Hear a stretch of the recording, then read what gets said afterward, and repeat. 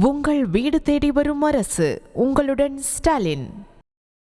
கன்னியாகுமரி மாவட்டம் சுசீந்திரம், கொட்டாரம், மயிலாடி, புத்தளம், மணவாளபுரம், அகஸ்தீஸ்வரம் மற்றும் சுற்றுவட்டார பகுதிகளில் மிதமான மழை பெய்து வருகிறது.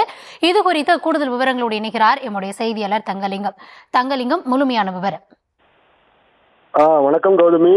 கேரளா மற்றும் தமிழக மலையோர பகுதிகளில் தென்மேற்கு பருவமழை தீவிரமடைய வாய்ப்பு உள்ளதாக வானிலை ஆய்வு மையம் தெரிவித்திருந்தது. அதன்படி கன்னியாகுமரி மாவட்டத்தில் மழைக்கான வாய்ப்புகள் இருப்பதாக அறிவித்துள்ளது. இதன் முன்னோட்டமாக குமரி மாவட்டத்தில் மேற்கு தொடர்ச்சி மலை பகுதிகளிலும் மாவட்டம் முழுவதும் கடந்த சில தினங்களாக மழை விட்டுவிட்டு பெய்து வருகிறது. நேற்று இரவும் மழை விட்டுவிட்டு பெய்தது. இதன் தொடர்ச்சியாக இன்று காலையிலும் கொட்டாரம், கன்னியாகுமரி, மணவாளபுரம், அகஸ்தீஸ்வரம், புத்தளம் மற்றும் சுற்றுவட்டார பகுதிகளிலும் மழை பெய்து வருகிறது. மாவட்டத்தில் குளிர்ச்சியான சூழ்நிலை நிலவி வருவதால் பொதுமக்கள் மகிழ்ச்சி அடைந்துள்ளனர். அதே நேரம் மழையினால் சாலையில் உள்ள பள்ளங்களில் சூழ்ந்துள்ள மழை வெள்ளத்தால் கன்னியாகுமரி திருவனந்தபுரம் தேசிய நெடுஞ்சாலை புத்தளம் பள்ளி அருகே குளம் போல் காட்சியளிக்கிறது.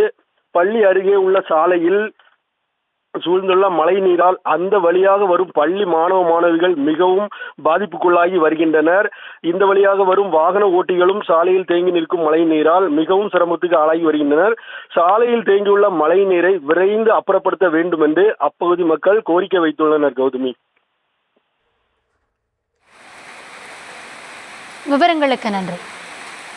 உங்கள் வீடு தேடி வரும் அரசு. உங்களுடன் ஸ்டாலின்.